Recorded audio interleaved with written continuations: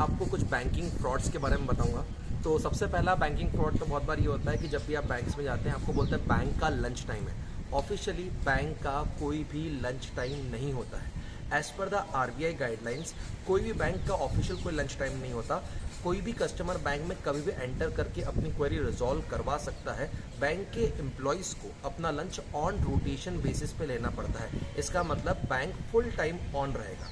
The second important fraud by the bank is जो आपका minimum account balance होता है। बहुत बार कुछ बैंक आपको बोलती हैं कि आपको मिनिमम अकाउंट बैलेंस 50,000 या 25,000 या 10,000 रखना पड़ेगा। अब कभी भी आपका बैलेंस अगर 10,000 से कम हो जाता है तो बैंक वाले आपको 200, 500, 600 अपनी मन मर्जी का चार्ज लगा देते हैं। सर क्या ये चार्ज बैंक वाले लगा सकते हैं? और मिनिमम अकाउंट बैलेंस का मतलब क्या होता है? तो दोस्तों मिनिमम अकाउंट बैलेंस का मतलब ये नहीं होता कि आपके अकाउंट में कंटिन्यूसली 10,000 या 20,000 रहने चाहिए। लेट्स से किसी का मिनिमम अकाउंट बैलेंस है 10,000 तो उसको एवरेज इन अ मंथ 10,000 का बैलेंस होना चाहिए। मतलब अगर बैंक में 15 दिन उसके पास 20,000 रुपए थे और बाकी 15 दिन उसका बैलेंस जीरो भी रहा तो भी एवरेज बैलेंस हो गया 10,000। इसका मतलब आपको कंटिन्यूस हमेशा के लिए 10,000 रखने की जरूरत नहीं है। कभी कभी आपके अकाउंट में बहुत बार लाखों रुपए पड़े होते हैं तो अब वो लाखों रुपए मंथ में पड़े हुए हैं, क्वार्टरली पड़े हुए हैं, तो कभी किसी दिन के लिए या कुछ 5-10 दिन के लिए अगर वो अकाउंट बैलेंस कम भी होता है तो भी बैंक आपको मिनिमम अकाउंट बैलेंस के नाम पे किसी प्रकार का कोई चार्ज नहीं कर सकती। The third banking fraud is कि मैक्सिमम बैंक्स में हम जाते हैं तो बैंक्स 10 बजे तक, बहुत बार 11 बजे तक नहीं ओपन हुए होते हैं। हमको अपने लॉकर को ऑपरेट करना रहता है या हमको बैंक से फंड ट्रांजैक्शन करने रहते हैं या कभी कभी डीडी बनवाना रहता है। और बैंक की तरफ से हमेशा जो बाहर का वॉचमैन होते हैं वो बोलते हैं कि अभी बैंक ओपन नहीं हुई है, जब मैनेजर आएंगे तो बैंक ओपन होगी।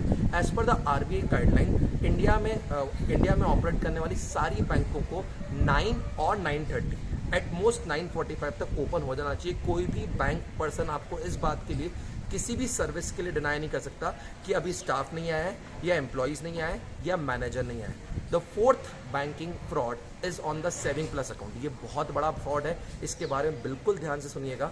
बहुत बार आपका अकाउंट आप मल्टीपल ऑप्शन डिपॉजिट और सेविंग प्लस अकाउंट करवाते हैं जिससे आपके अकाउंट का एक अमाउंट से ऊपर वाला बैलेंस ऑटोमेटिकली एफडी में कन्वर्ट हो जाता है। पहली बात तो बहुत लोगों को ये पता ही नहीं होगा कि वो अपने अकाउंट को ऑटो मोड पे सेविंग प्लस करा सकते हैं। सेविंग प्लस कराने से आपको बार बार अपने अकाउंट को एफडी में कन्वर्ट नहीं कराना पड़ता। लेट्स से अगर मेरे अकाउंट में मैंने मेरी बैंक को बोल के रखा है कि जब भी 20,000 से ऊपर का जो भी अमाउंट हो उसकी ऑटोमेटिक एफडी बन जाए। अब ऐसे ऑप्शन कराने से सबसे बड़ा बेनिफिट होता है कि आपका कभी भी फंड अंडर यूटिलाइज नहीं होता। लेट्स से बहुत बार आपके अकाउंट में 70,000 80,000 पड़े रहते हैं और बहुत बार अगर वो आपका करंट अकाउंट है तो उसमें कोई रेट ऑफ इंटरेस्ट नहीं मिलता और सेविंग अकाउंट है तो 2 से 3% का इंटरेस्ट मिलता है। तो उसको आपको सेविंग प्लस में अगर आप करा लेते हैं तो उसकी ऑटोमेटिकली एफडी बन जाती है जिसपे आप 5 से 6% का इंटरेस्ट गेन कर सकते हैं।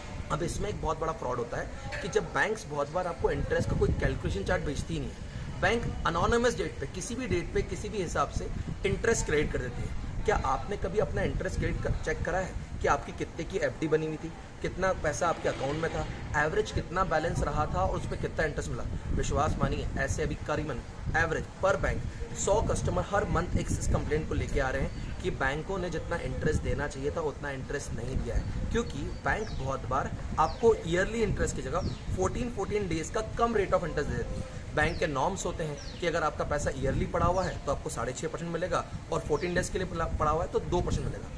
बहुत बार आपका पैसा पड़ा तो रहता है साल भर लेकिन बैंक उसको ऑटो रोटेट पे 14 डेज या 28 डेज पे लगाती है जिससे उनको इंटरेस्ट कम देना पड़े।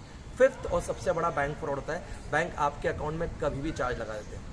तो बहुत बार बैंक वालों के पास आप कंप्लेन करते हैं कि सर हमारे अकाउंट चार्ज लगा दिए आपने, ये चार्ज रिवर्स डबल लगा दिए, तो बैंक वाले ऑटोमेटिकली उस चार्ज को रिवर्स कर देते हैं एक छोटा सॉरी बोल के स्माइल के साथ। दोस्तों बैंकिंग में आजकल बड़े लेवल पे फ्रॉड्स हो रहे हैं। बहुत सारे बैंक्स अपने प्रॉफिट मार्जिन को बढ़ाने के लिए अपने जो हाई इनकम वाले HIN का कस्टमर्स होती हैं उन पे अन्य से छोटे मोटे चार्ज लगा देती हैं जिससे उनका प्रॉफिट बढ़ता जाए। तो जब भी आप बैंकिंग ट्रांजेक्शन्स कर रहे हैं उनके लिए सावधान रहें, सतर्क रहें। Thank you so much.